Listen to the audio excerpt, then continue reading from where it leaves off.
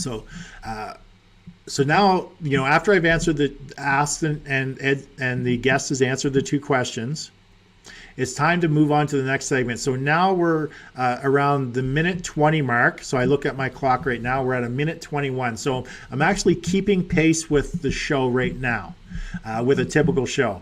So I'd want to close out the answers of the first segment, and from this point on, so typically what I do is I go into my reintroduction again. So actually I'm going to say the same thing every time, would be my typical reintroduction. So now we're at the 20-minute mark of the show, and I'm about to reintroduce the guest. From this point on, you'll notice that approximately every 7 to 8 minutes, I'm doing a reintroduction of the guest to the viewers. That serves a couple of purposes. First is pattern interruption, changing the flow of the interview. Second, it is a clear place for the editing team to know where to start in creating a clip.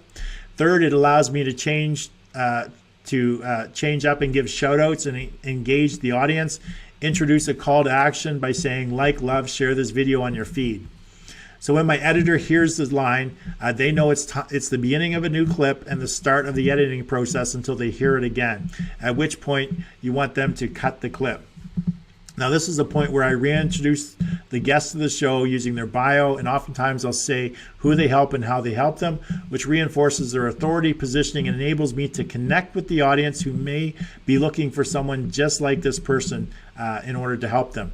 That's one of my goals of the show, introduce the guest to a new audience in hopes they'll get more exposure and eventually more new business. So if you're just joining me, I'm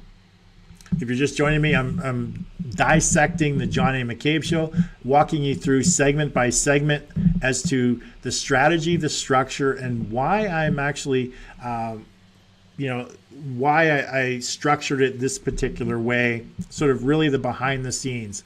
So if you have any questions you want to ask me, I'll see if I can get to them before the end of the show, and if not, I'll answer them in the Facebook comments after the show has already been aired. So if you haven't done so already, please like, love, share this video with all your friends on your Facebook feed, and type in the chat if you have any specific comments, and just going to do some quick shout outs.